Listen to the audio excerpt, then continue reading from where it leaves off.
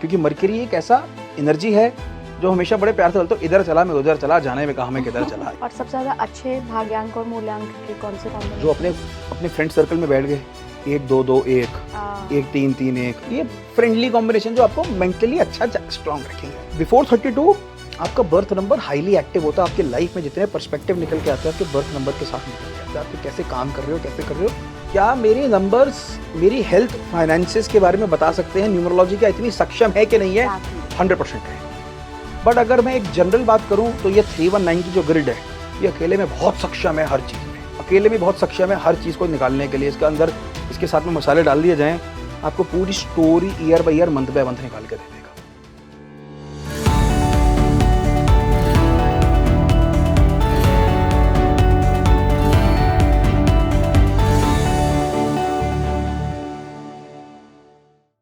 नमस्कार इंडिया, आप देख रहे हैं स्पीकिंग ट्री। मैं हूं आपके साथ हिला गोस्वामी और आज हम बात करेंगे न्यूमरोलॉजी के बेसिक्स पर। जी हाँ, बिल्कुल बेसिक्स से शुरुआत करेंगे। कैसे आप न्यूमरोलॉजी के ज़रिए अपनी लाइफ को बदल सकते हैं, कहाँ कहाँ पे ये अंकशास्त्र यानी कि न्यूमरोलॉजी काम आ सकती है, कैसे गाइडिंग टूल के तरह ये आपके जीवन में काम कर सकती है। मेरे साथ बहुत स्पेशल गेस्ट जुड़ रहे हैं, फेमस न्यूमरोलॉजिस्ट अक्षत कपूर। बहुत बहुत स्वागत है आपका। नमस्कार मैम। सर, आज न्यूमरोलॉजी के बारे में सारी बातें बता दीजिएगा हमारे ऑडियंस को। पक्का। सबको जानना है कि आखिर ये न्यूमरोलॉजी, नंबरों की इतनी बातें होती हैं आजकल। लोग बोलते हैं अच्छा तुम तो ये नंबर हो, तुम ऐसा तो ऐसा हो जाएगा, तुम तो ये लग्जरी पालोगे। ये आखिर है क्या? ये साइंस क्या है? ठीक, हम जब भी नंबर्स की बात कर रहे हैं तो हर चीज़ कभी भी देखेंगे तो नंबर से शुरू हुआ है।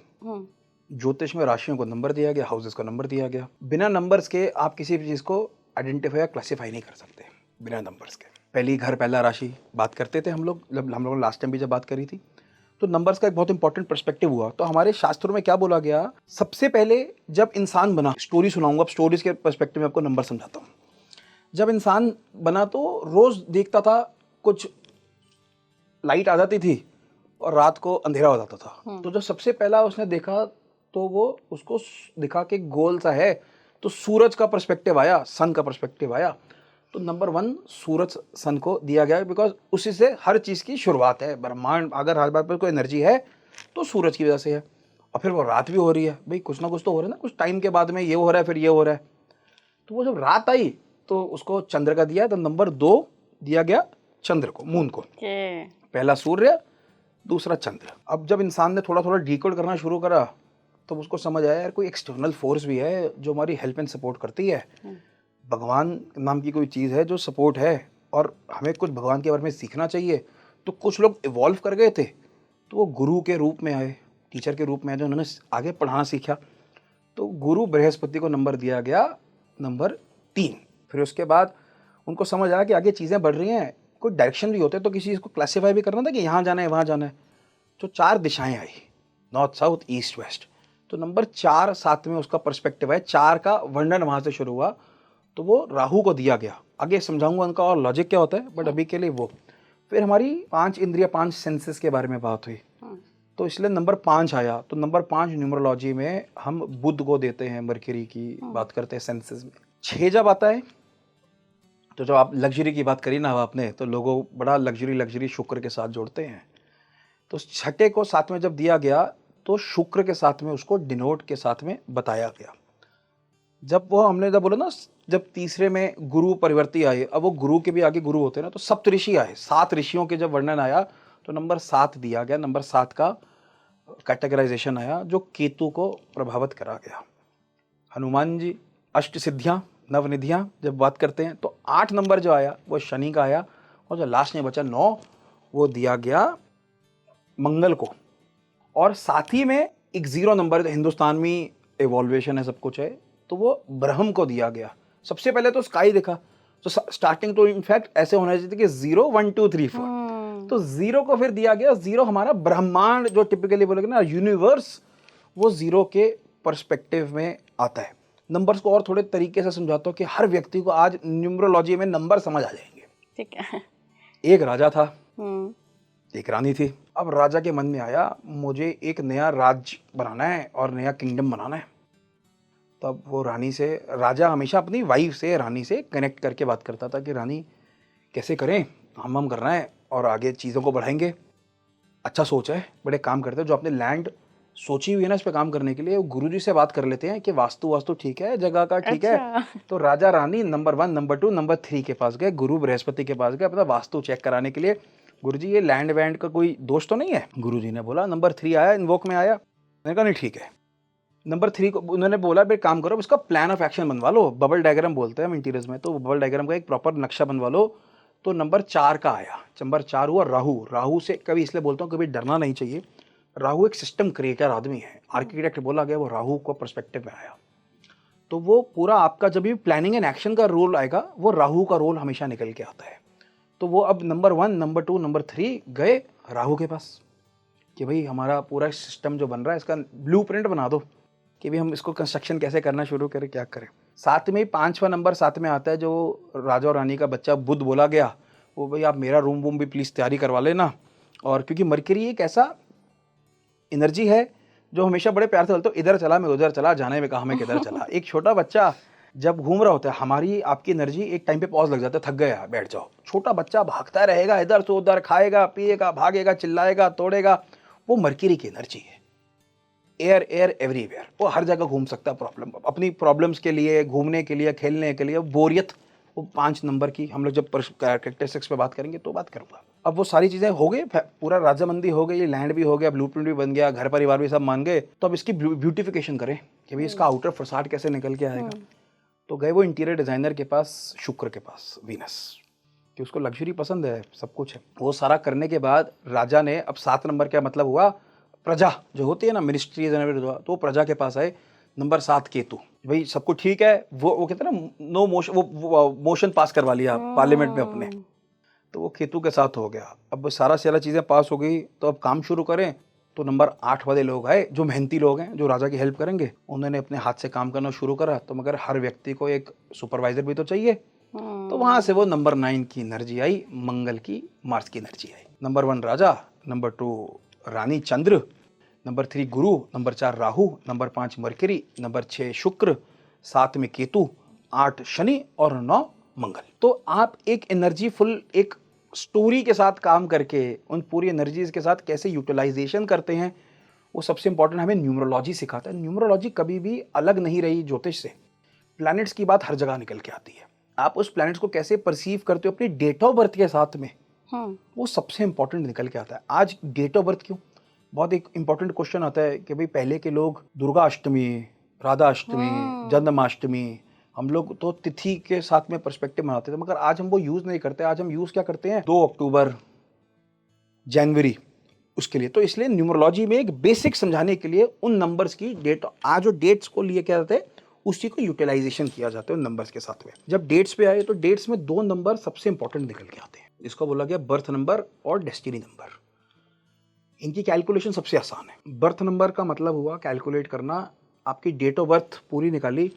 सोचो कोई व्यक्ति पैदा हुआ 23 जनवरी 1991 एग्जाम्पल के तौर पे, तो 23 मतलब 2 + 3 5 आपका बर्थ नंबर हुआ। और अगर मेरे को उसका डेस्टिनी नंबर निकालना है तो 2 + 3 + 1, 1 क्यों, जनवरी 1 + 1 + 9 + 9 + 1, ये आपका पूरा डेस्टिनी नंबर निकल के आता है, जिसको आप बोलते हो कि हमारे को चलाएगा कैसे ये नंबर, मेरे को आगे सपोर्ट में कैसे लेके जाएगा, मेरा हेल्पिंग हैंड कैसे निकल के आता है, वो हमारे डेस्टिनी नंबर को बोला गया। हमारे कर्म क्षेत्र को एनालाइज करने के लिए डेस्टिनी नंबर बहुत इंपॉर्टेंट नंबर को हम मान के चलते हैं। ये 2 एक ऐसे नंबर हैं स्टार्टिंग से एंड तक आपके साथ हमेशा काम करते हैं। कैसे काम करते हैं आगे बताऊंगा कि कौन कौन से ईयर में कैसे कैसे नंबर एक्टिवेट होता है, बट बेसिक्स में ये 2 नंबर कि हर व्यक्ति के लिए सबसे इंपॉर्टेंट है, बर्थ नंबर और डेस्टिनी नंबर। इन्हीं को आगे जब और इवॉल्व करते हैं तो आजकल की न्यूमरोलॉजी में नेम नंबर बहुत इंपॉर्टेंट आया। आपका नाम क्या परसीव करता है, वो एनर्जीज क्या पैदा करता है, वो क्या इस बारे में बताता है, वो आपके नेम नंबर से निकल के आता है।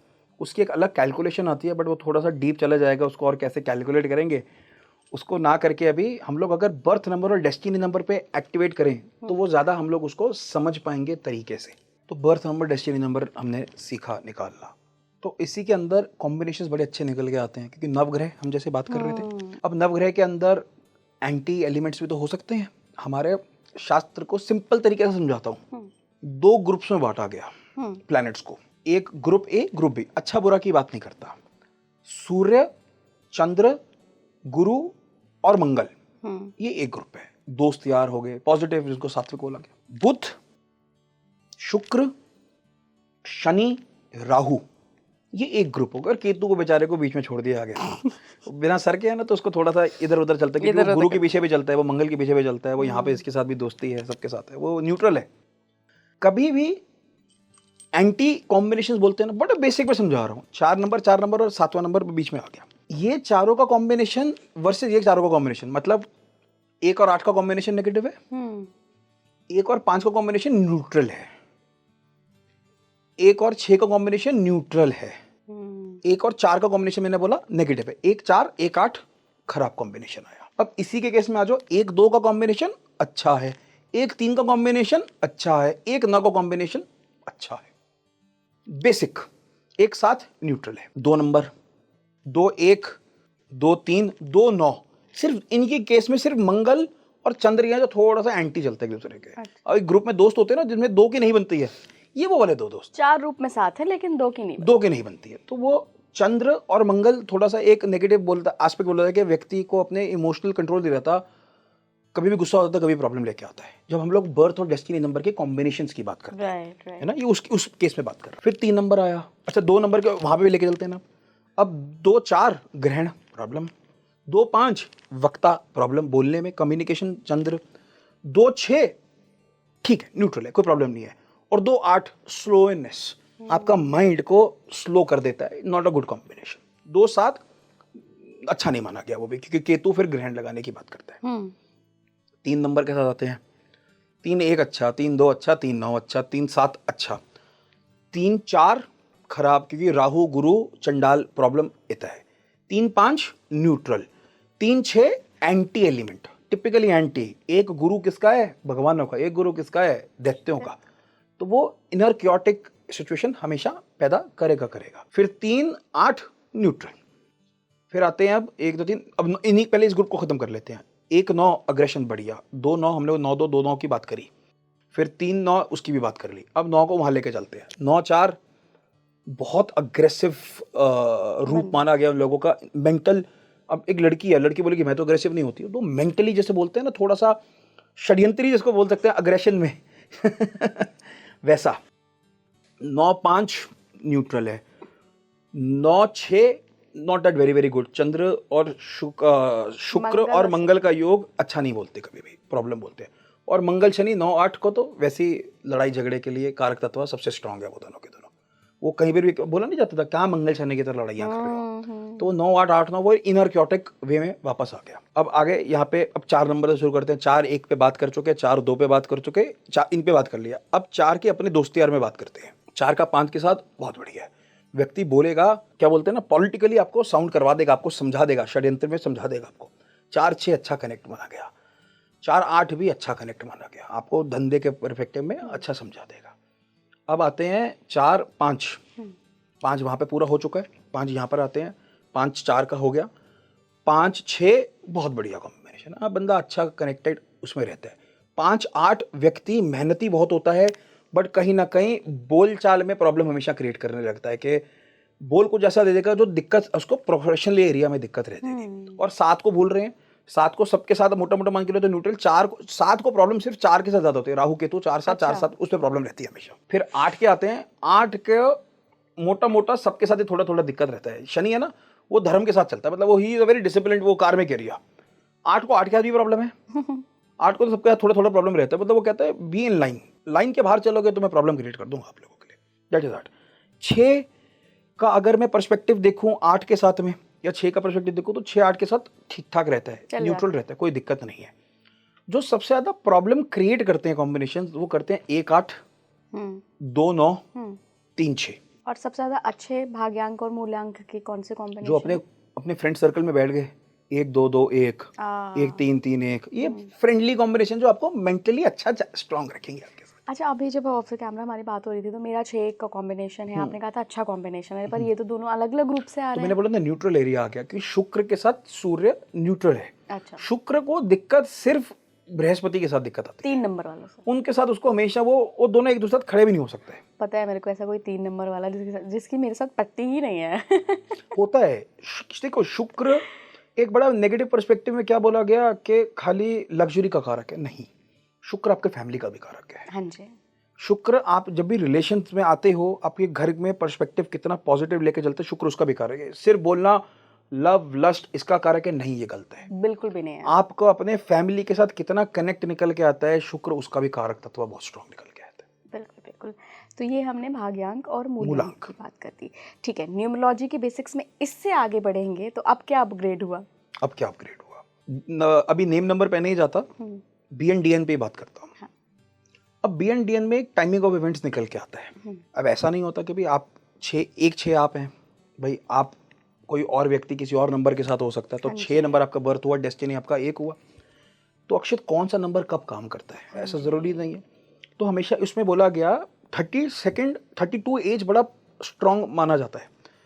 बिफोर 32 आपका बर्थ नंबर हाईली एक्टिव होता है, आपके लाइफ में जितने पर्सपेक्टिव निकल के आते हैं आपके बर्थ नंबर के साथ निकल के आते हैं, आपके कैसे काम कर रहे हो, कैसे कर रहे हो, वो आपके बर्थ नंबर के साथ है। 70% is your birth and 30% is your destiny number. As you change from 32 to 34 वो सीड चेंज होनी शुरू होती है कि आपका डेस्टिनी नंबर आपके ड्राइवर में आ जाता है और आपको हेल्प एंड सपोर्ट करता है, और बर्थ साइड में चला जाता है, और वो फिर उसके साथ पर्सपेक्टिव में काम करना शुरू करता है, और एट द एज ऑफ 42 आपका डेस्टिनी नंबर अपने फुल थ्रॉटल में 5th गियर पे लगा चुका होता है, और आपके साथ पूरी तरह से 70-80% आपका डेस्टिनी काम करता है, और 20-30% आपका सिर्फ बर्थ काम करता है। तो क्या ये जब भी जो भी नंबर एक्टिवेट होता है ये कैरेक्टरिस्टिक्स में दिखता है या हमारी लाइफ के पूरे पाथ में दिखता है? जैसे दोनों जगह पे, कैरेक्टरिस्टिक्स में भी आपको बहुत जगह लोग दिखेंगे 32-34 के बाद उनका नेचर चेंज होना शुरू हो गया। यार पता नहीं, आपके केस में बात कर रहे हैं, अगर एग्जांपल आप बताइएगा हाँ या ना, अथॉरिटेटिव मोड बहुत आना शुरू हो चुका होगा, अग्रेशन इन एनी फॉर्म आना शुरू हो जाएगा। मतलब ये नहीं है कि अग्रेशन का मतलब ये नहीं होता कि चेयर उठा के मारने शुरू कर दी,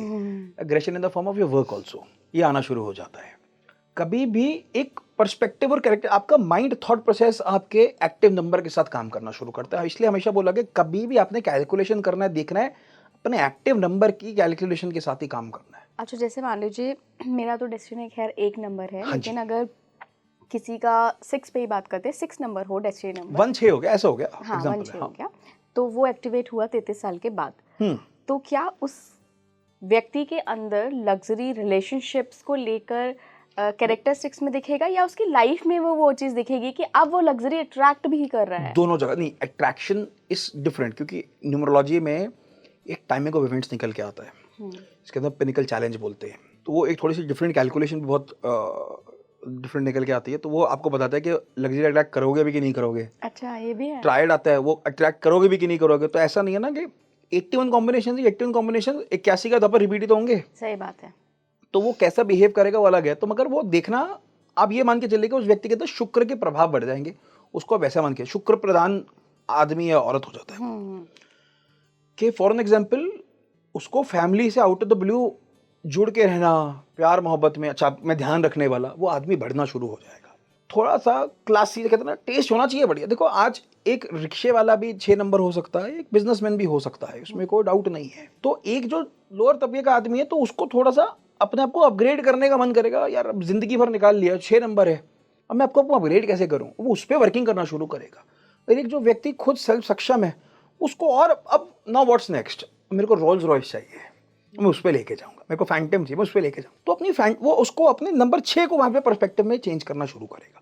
हर नंबर आपके साथ पर्सपेक्टिव में काम करता है। भेड़ चाल वाले की तरह से नहीं करना कि 6 है तो लव लस्ट ही है, नहीं, 6 फैमिली भी है, 6 आपको सपोर्ट में लेके आते हैं, दोस्ती यारी का भी सपोर्ट लेके आते हैं 6 नंबर। तो अक्षित जी, अगर मैं ऐसे पूछूं कि मैं एक एक करके आपसे हर लाइफ के एस्पेक्ट्स पे नंबर्स की बात करूं, तो वो हम थोड़ा सा लेके चलते हैं। जैसे कि अगर मैं कहूँ कि 1 to 9 में कौन से ऐसे नंबर होते हैं जो हमें money and wealth and financial stability दिखाते हैं, इसके बाद हेल्थ के पर्पस से, फिर रिलेशनशिप के पर्पस से एंड करियर के पर्पस से, ऑफ कोर्स। ठीक, अब हम जब बात करते हैं हेल्थ के पर्सपेक्टिव्स पे, जब मैंने बोला एक थोड़ा सा एडवांस टॉपिक है वो ट्रायड नंबर, और मैं जब पिनिकल चैलेंज की बात कर रहा हूँ तो वो आपका पर्सपेक्टिव दिखाता है कि ये नंबर आपको यहाँ पे दिक्कत देगा कि नहीं देगा, वो थोड़ा सा डिफरेंट है। और जब मैं खाली एक BNDN के पर्सपेक्टिव में बात करूँ, ये आपको सिर्फ आपका एक कैरेक्टरिस्टिक बताता है अच्छा। ये आपको ये नहीं बोल देगा, जैसे लोग बोलते हैं ना कि लोशु ग्रिड बना दिया और हो गया। लोशु ग्रिड हमारे सूर्य सिद्धांत का ही पार्ट है और ज्यादा कुछ भी नहीं है।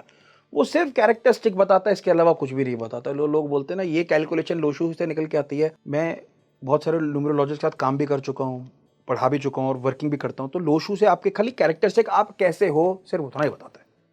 आप लोशु से टाइमिंग ऑफ इवेंट्स नहीं बता सकते, कभी भी नहीं बता सकते।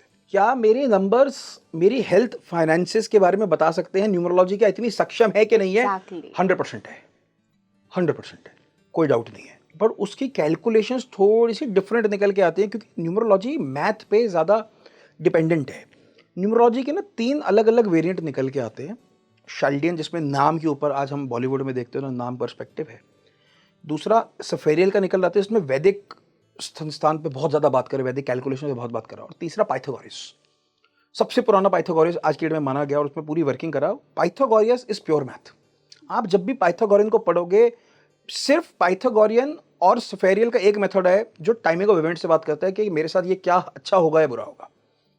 नेम नंबर सिर्फ कैरेक्टरिस्टिक है। शाइल्डियन सिर्फ कैरेक्टरिस्टिक्स बताने के लिए बैठा है, आपका ये नहीं बता सकते लाइफ जर्नी आगे क्या होने वाला है। इससे ज़्यादा नहीं है। आपको अपने नाम से, या नाम छोड़ो, नाम तो एक बिल्कुल डिफरेंट आ गया, अपनी खाली डेट ऑफ बर्थ से भी काम करना है तो सफेरियल और पाइथागोरियन बहुत हैं आपके टाइमिंग ऑफ इवेंट्स को लाइन अप करने के लिए। उनकी ग्रिड हो गया, उनकी कैलकुलेशन में पिनिकल चैलेंज बोला, ट्रायड बोला, वो अकेले इतने सक्षम है कि आपका पूरा इवेंट, आपको ज्योतिष की शायद जरूरत ना पड़े, आप न्यूमरोलॉजी से ही आप अपने पूरे इवेंट्स निकाल सकते हो डे और टाइम। आप कौन सी ग्रिड की बात कर रहे हैं? उसे हम वैदिक ग्रिड बोलते हैं। इस ग्रिड के अंदर क्या बोला गया, नंबर्स के कैरेक्टरिस्टिक्स वही है जो प्लैनेट से वही है।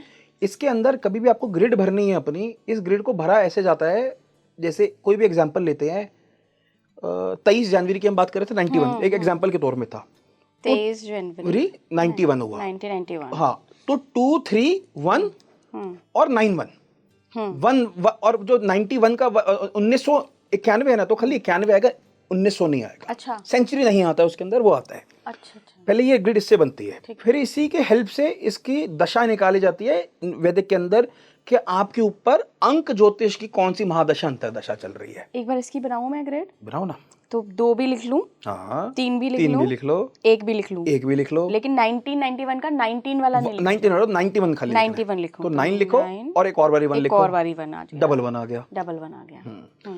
अब इसके केस में आपका जो बर्थ नंबर निकल के आता है, वहां से आपकी महादशा शुरू होती है आपकी लाइफ के अंदर। तो 23 5 से इस व्यक्ति की पहले 5 साल बुध की अंतर महादशा चली, फिर 6 साल शुक्र की महादशा चली, फिर 7 साल केतु की महादशा चली, फिर 8 साल शनि की चली, फिर 9 साल मंगल की चली, फिर 1 2 3 4 ऐसे रिपीट। अच्छा, तो ये साइकिल चलता है वैदिक के अंदर। फिर इसके अंदर इसका ये एक ही चीज बताया, फिर इसकी अंतर भी निकाली जाती है, इसके अंदर इसका ईयर नंबर भी निकाला जाता है कि कौन से साल का कैसे चलेगा। इसके अंदर इसका गोचर का नंबर भी निकलता है। अंक ज्योतिष मैंने बोला खुद में बहुत सक्षम है, बहुत सारी चीजें निकल के देती हैं। इसके अंदर इसके 50+ योग निकल के आते हैं कि वो योग आपके इस साल में अगर बन रहे हैं कि नहीं बन रहे हैं। दूसरे नंबर से ये तो ग्रिड बन गया, ये तो फिक्स हो गया। अब इसके ऊपर दूसरे प्लैनेटरी पोजीशन चल रहे हैं ना, दशा का, महादशा, अंतरदशा, तो वो क्या हेल्प कर रहे हैं और क्या नहीं कर रहे हैं, तो वो साथ में और निकल के आते हैं। तो एक कॉम्बिनेशन के साथ में ये पूरा निकल के आएगा। अच्छा अक्षय जी, आपने अभी तक तो बहुत सारे लोगों का ग्रिड देखा होगा, आपकी बहुत केस स्टडीज भी रही होंगी, तो कौन से नंबर्स आप मानते हैं कि आपने जनरली देखा है कि जिन लोगों का मैंने मूलांक और भाग्यांक ये कॉम्बिनेशन देखा है, वो लाइफ में कहीं ना कहीं कुछ कर लेते हैं, अच्छा बढ़िया प्रदर्शन करते हैं? चलो, ये एक बड़ा जेनरिक स्टेटमेंट वापस वाला बात आया, क्योंकि है 81 कॉम्बिनेशन ही हैं। मैं ये बोलूं कि 1881 वाले को मैंने नेगेटिव बोला तो क्या वो लाइफ में आगे नहीं बढ़ते? ऐसा नहीं है। बहुत लोग हैं जो 8118 वाले कॉम्बिनेशन में बहुत आगे बढ़ते हैं। क्या 6336 वाले नहीं बढ़ते? वो भी बढ़ते हैं। मैंने फिर क्या बोला, दशाएं महादशाएं साथ में लगाना, उसका एक मैंने क्या बोला कि वो पासपोर्ट फोटो है, वो आपका BNDN हो गया, बर्थ नंबर डेस्टिनी नंबर हो गया। आपकी बॉडी जो आपकी दशाएं बता रही है, आपका ट्रायड क्या बता रहा है, आपका पिनिकल क्या बता रहा है। कितनी बारी एक थोड़ा सा इसमें एक ऐड ऑन करता हूँ, मैं पिनिकल चैलेंज बार बार बोल रहा हूँ। क्या है ये पिनिकल चैलेंज? पिनिकल चैलेंज आपके नंबर निकल के आते हैं आपके ईयर बाय ईयर 9 साल के अंदर अंदर कि आपके साथ कौन से नंबर हेल्पिंग है या नहीं है। न्यूमरोलॉजिस्ट बहुत बारी बोलता है कि आपका जो बर्थ या डेस्टिनी नंबर है ये आपका फेवरेबल नंबर है। हाँ। ये ब्लाइंड ट्रुथ है, ऐसा नहीं है। सोचिए उस 9 साल के बीच में पर्सपेक्टिव में आपका चैलेंज ही आपका बर्थ नंबर निकल के आ गया, तो वो आपको उतने ही पिटाई करेगा रादर देन उसकी सपोर्ट करने के लिए। तो इसलिए बोला न्यूमरोलॉजी खुद में ऊपर से देख के नहीं कर सकते, प्रॉपर एक वर्किंग कैप वो बनता है, वर्किंग एरिया बनता है, एक्सेल में काम होता है। मेरे को तो एक्सेल बहुत कम आती है, मैं दोस्तों की मदद लेते रहता हूँ उसको अपडेट करने में। तो उसके अंदर वो उसको पूरा तरीके से निकालना पड़ता है कि नंबर आज मेरे साथ सपोर्ट कौन सा कर रहा है। एक बड़ा कॉमन निकल के आता है कि मेरा ईयर नंबर कौन सा है, बड़ा सिंपल है। जैसे वही 23 जनवरी का एग्जांपल लेते हैं, 23 जनवरी 1991, तो 23 जनवरी, और अगर इस साल का निकाले तो 23 जनवरी 2024, इसको टोटल करा आपका ईयर नंबर निकल के आ जाता है। बट ये भी फिर एक जेनेरिक स्टेटमेंट है। इसके अंदर से एक और नंबर निकल के आता है, इसको ट्रायड बोलते हैं, जो हेल्प करता है कि ये साल ये नंबर का सपोर्ट भी है कि नहीं है। फिर वो पिनिकल और चैलेंज का सपोर्ट लेके कि भाई कहते ना कहानी ठीक बन रही है, ये प्रॉब्लम दे रही है, उसका बहुत इंपॉर्टेंट रोल निकल के आता है। जी, जी। क्योंकि ये बोलना कि नंबर 1 बड़ा बोले जाते हैं ना कि नंबर 1 अगर ईयर में आया तो आपका नया पर्सपेक्टिव खुलता है। बट वही चैलेंज में चल रहा है तो वो आपको परेशान, लोग कहते हैं ना गधा मजदूरी करवा जाएगा पूरा टाइम में, भगाएगा इधर से उधर। यही आपका 2 नंबर बोला गया, आपको कहीं ना कहीं लोग मिलेंगे, आपके साथ कनेक्ट होंगे। बट वही अगर आपके ट्रायड में पिट रहा होगा, वो 8 के साथ आ रहा होगा, तो वो दिक्कत देगा। तो इसलिए बोला गया न्यूमरोलॉजी लोगों ने, या ज्योतिष हो गया, वो वन लाइनर्स नहीं है। आपको हर मामले में थोड़ा सा मदद, थोड़ी सी मेहनत करनी पड़ती है आपको सटीक आंसर के लिए। मतलब मैं जितने मेरे स्टूडेंट्स हैं, मैं हमेशा सबको एक ही बात बोलता हूँ, खाली बर्थ डेस्टिनी पे एक व्यक्ति का कैरेक्टरिस्टिक बता दो उसको खुश करने के लिए। बट अगर उसके बारे में तुम्हें जानना है तो अलग तरीके से निकल के आता है। जैसे मैंने बोला जानना है तो एक बड़ा अच्छा निकल के आता है। हम लोग जब नेम नंबर की बात करते हैं तो एक तो टोटल निकल के आया, उसी नेम नंबर के अंदर और 2 नंबर निकल के आते हैं, वोवल और कॉन्सोनेंट को बोलते हैं, सोल नंबर को बोलते हैं उसको, और पर्सनालिटी। तो सोल नंबर एक ऐसा नंबर है, आपके मन में क्या चल रहा है वो आपका सोल नंबर एक्चुअली न्यूमरोलॉजिस्ट को बता सकता है कि आपका थॉट प्रोसेस है कैसा। ऊपर से तो आप 6 नंबर हो, सब कुछ हो, मगर अंदर सोल आ गया 8 नंबर। तो आपको चाहिए तो यही कि मैं जब भी आगे जा रही हूं तो मेरे को जरूर बुलाए लोग, ईला को जरूर बुलाए, अगर एग्जाम्पल के तौर पे कि भाई मेरे को जरूर सारे के सारे बुलाए। वो आपका सोल नंबर बताता है कि आप अंदर से क्या चाहते हैं। ये कैसे निकालते हैं? आपके पूरे नाम के जितने वॉवल्स हैं उनका टोटल करा जाता है। उनका टोटल, उनका पूरा name and surname both, name and surname both, जो नेम आप यूज करते हैं रेगुलरली में, आप उसके अंदर भी हर अल्फाबेट्स के अलग अलग एक वैल्यूज निकल के आता है। जैसे अगर हम शाइल्डिन को पकड़ते हैं तो JYAIQ को 1 दिया गया, BKR को 2 दिया गया, CGLS को 3 दिया गया, DMT को 4 दिया गया, HENX को 5 दिया गया, UVW को 6 दिया गया, ZO को 7 दिया गया, और FP को 8 दिया गया। 9 को नहीं दिया गया, कहते हैं मंगल की एनर्जी कोई भी प्लैनेट नहीं निकाल सकता। ये शाइल्डन के तौर पे हुआ। सफेरियल में H को चेंज करते हैं और X को चेंज करते हैं बाकी, और C को चेंज करते हैं। फिर पाइथागोरन में आता है तो अलग आता है कि 1 2 ABCDEFGHI JKLMNS ऐसे, और फिर वो लाइन से चलता है, वो 9 को देते हैं, वो 9 से चलते हैं। तो जब हम नेम न्यूमरोलॉजी की टिपिकल बात करते हैं, जो आज जो फैशन है जो लोग करते हैं, वो सारा शाइल्डन के हिसाब से करते हैं। बट जो नेम न्यूमरोलॉजी में एक्चुअल कैलकुलेशन, ठीक बात है, उसमें सिर्फ कंपाउंड नंबर की कैलकुलेशन दी गई जो कीरो जी ने दी थी हमें, जो कीरो ने दी थी, वो खाली नेम नंबर की कैलकुलेशन थी, इससे तो कुछ भी नहीं दिया था। अगर नेम को प्रॉपर एनालाइज करके समझना है कि खाली नेम आपको क्या पर्सपेक्टिव देता है, तो पाइथागोरियन की मदद लेनी बहुत इंपॉर्टेंट है। पाइथागोरियन आपके नाम का ईयरली निकाल के देता है कि आपके साथ कौन सा अल्फाबेट काम करता है। प्रोनोलॉजी पे जब हम बात करते हैं ना, तो वो कौन सा अल्फाबेट उसका क्या मतलब निकल के आता है और वो कैसे हेल्प एंड सपोर्ट करता है, वो पाइथागोरन बताता है। बट अगर मैं एक जनरल बात करूं तो ये 319 की जो ग्रिड है, ये अकेले में बहुत सक्षम है, हर चीज़ में अकेले में बहुत सक्षम है, हर चीज़ को निकालने के लिए। इसके अंदर इसके साथ में मसाले डाल दिए जाएं, आपको पूरी story year by year, month by month निकाल के दे देगा। मैं कभी कोई वीडियो आपके साथ शेयर करूंगा इसके अंदर प्रॉपर इसकी कैलकुलेशन के साथ में हम लोग इसको कैसे व्यूअर्स और इसको और तरीके से कैसे यूज़ कर सकते हैं अपनी लाइफ के अंदर। ये हम अगली बार शूट कर लेंगे, पक्की बात है। बिल्कुल बिल्कुल। बहुत बहुत धन्यवाद अक्षित जी, बहुत काफ़ी बेसिक्स चीज़ें पता चली और मुझे लगता है जो लोग पहली बार न्यूमरोलॉजी को जान रहे होंगे उनके लिए ये बहुत अच्छी शुरुआत है। करेक्ट। कि बेसिक चीज़ों से उनको चीज़ें पता लगी और बहुत लॉजिकल बातें हुई हैं। मुझे तो बड़ा मज़ा आया। आप लोगों को कैसा लगा ये पॉडकास्ट मुझे कमेंट बॉक्स में ज़रूर बताइएगा। जुड़े रहिए स्पीकिंग ट्री के साथ। नमस्कार।